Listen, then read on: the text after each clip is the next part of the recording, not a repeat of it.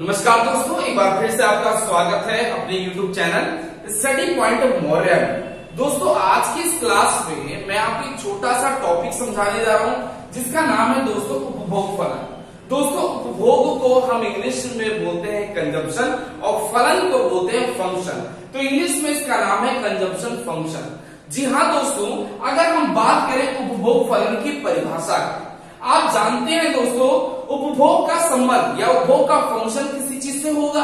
तो दोस्तों उपभोग का संबंध आय और उपभोग के बीच पाए जाने वाले जो फलनात्मक संबंध होते हैं उसी को हम उपभोग फलन कहते हैं। जैसे दोस्तों एक बार और बताना चाहता हूं, उपभोग फलन क्या है? आय और उपभोग के बीच के फलनात्मक संबंध को उपभोग फलन कहते हैं। जैसे मान लो मेरी वाई इनकम जो दे रखी 0, 100, 200 दे रखा है, उसी प्रकार दोस्तों अगर मेरी आय 0 है तो मेरा खर्चा भी कुछ न कुछ तो होगा, 50, 100, 150।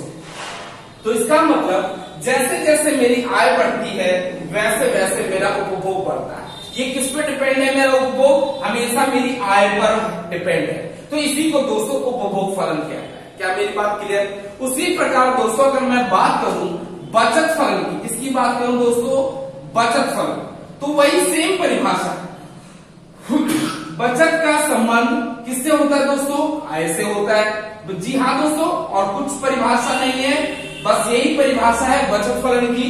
आय और बचत के बीच के फलनात्मक संबंध को बचत फलन कहते हैं। जिस तरीके से आपने इसका रिलेशन देखा उसी प्रकार दोस्तों आप जानते हैं मुझे अगर सेविंग निकालनी है, बचत निकालना है, तो मैंने अपनी आय में से उपभोग को माइनस कर दूंगा।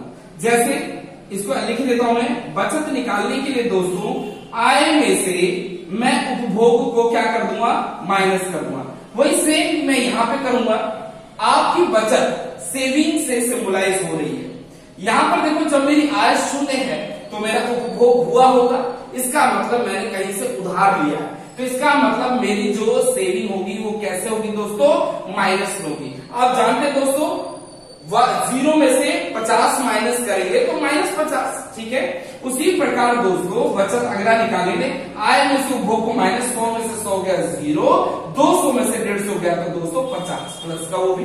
तो दोस्तों मैं उम्मीद कर रहूंगा कि आज की इस क्लास में आपने उपभोग फलन भी समझा, जिसमें आय और उपभोग के फलनात्मक संबंध को कहा गया, और बचत फलन में दोस्तों बचत का संबंध किससे हो रहा है? आय से। तो परिभाषा क्या कहती है? आय और बचत के बीच में जो फलनात्मक संबंध होगा वो बचत फलन होता है। तो दोस्तों मैं उम्मीद करूंगा आज की इस क्लास में आपने उपभोग फलन और बचत फलन आसानी से और दोनों के अंतर को समझा होगा।